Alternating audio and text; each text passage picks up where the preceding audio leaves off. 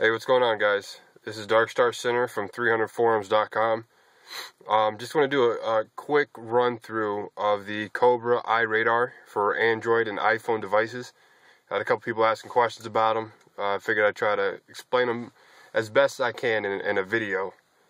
For the demonstration, I'm going to be using a spare Droid Bionic that I have. It's not my actual used phone, but I'm recording a video with that one, so it's kind of hard to demonstrate anything with it. If you can see, that is the actual unit mounted back there. It's kind of hard to get a clear image of it because it's dark outside. I have it mounted to my windshield right above the middle channel speaker. The cord runs in the crevice of the dash back here. There's the Trinity mount. The cord runs down into the door sill underneath, and then is hooked up through the back with the cigarette lighter port. Okay, so with that, the unit is very clear, audible tones.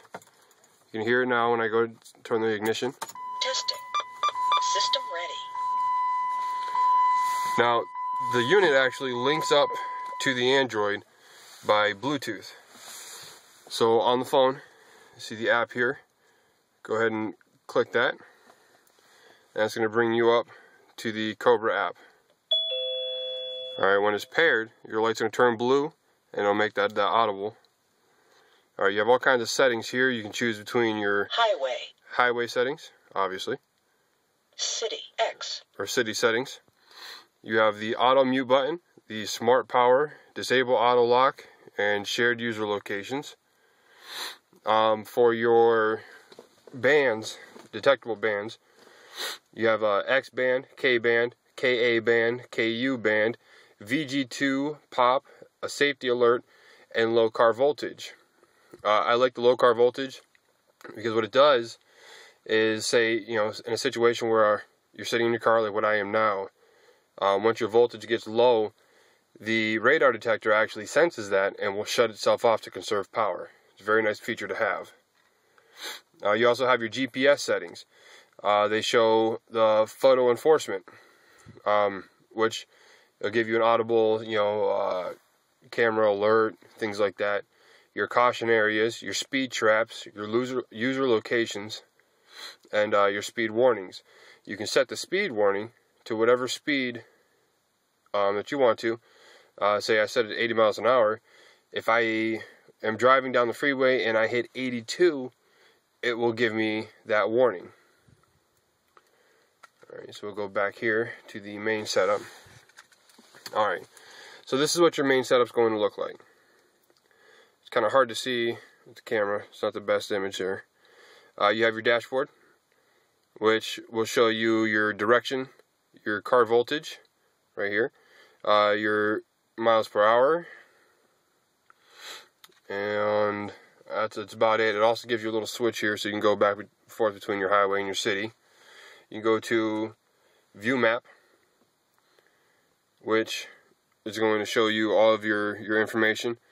I wish that it was integrated with GPS. It'd be a really nice feature to have, but it doesn't do that as of yet. But it's still very convenient.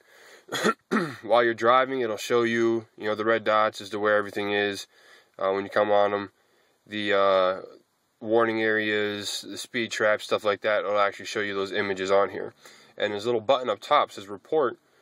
If you come up to a spot where there's a police officer sitting, or say that there's just something that hasn't been noted to the system yet, you can report that area for being a possible speed trap.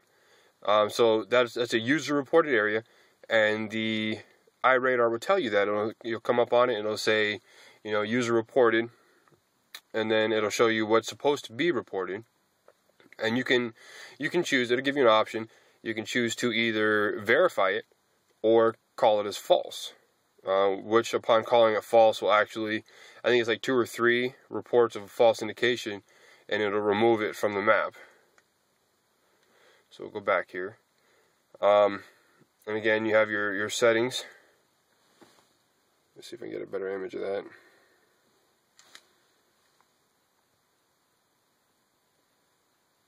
yeah, it's not going to clear up very well.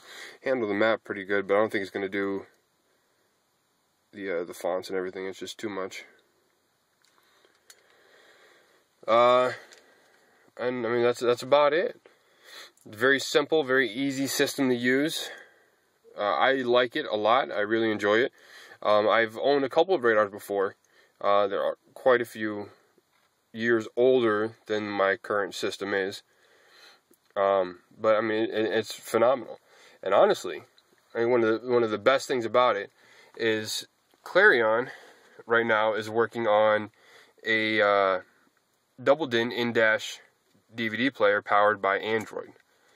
That's going to be a phenomenal thing for us altogether, but even better for those of us that are using the iRadar system, because that'll allow us to download the app right here on our in-dash, and that'll be our display right there. Because I personally, in my old car was another story, but I don't like sticking my phone like little vent holsters and stuff like that.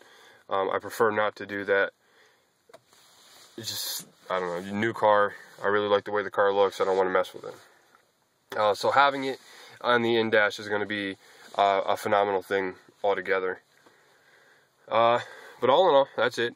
It should be noted that this is actually the first release of the iRadar. Since then, they have come out with another version. I don't have a reason to upgrade. I paid $82 for this system, or for this radar. I do like the new one, and it seems to have a few more features to it, so it's something that you should definitely look at. But for right now, this version does everything that I needed to do. One thing to note, though, is that you are only going to get a cigarette lighter adapter when you first initially buy the radar detector. You can buy a hard wire, which is what I did, which has your inline fuse off of Amazon, and wire it directly into your system, which is a really nice feature to have. That way I don't have a whole bunch of crap godding up my ashtray here, which, as you can see, I already use it for my change and apparently my snap caps from a pistol. Well, that's about it. Right now, apparently the the backup Bionic has died and has disconnected from the iRadar. And again, that'll show you when it's not connected, you have a red light. Oh, it just closed. And then when it does connect, nice little doorbell, and the light turns blue. I wish there was a situation where, you know, somebody drove by and it set it off. I'm sure you already noticed that it speaks very clearly when giving you your little audible warnings. And it does that too for the photo enforcement areas, which it actually says photo enforcement, pop radar, K-band, whatever comes across, it'll first give you a verbal warning, and then it'll go to the beeps. Which in your settings, you can actually change it so that it'll start beeping, and when it first starts, it's really loud, and then it'll dim out as it beeps. And then there's a mute button on top of the radar itself that you can use to just mute it all together. Again, in the old car, it's a little easier to reach. I'm not so used to things being so far away because the interior of the 300 is really, really big. Even for me, I'm 6'9", and I still have to reach for things. So I don't really use the mute button anymore.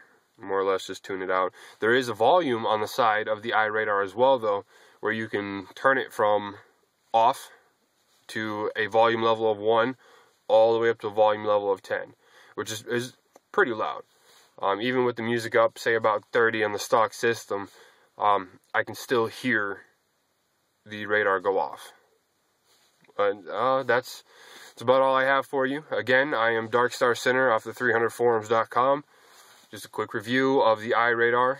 And again, this model is for the Android operating system, though there is another one available for the iPhone.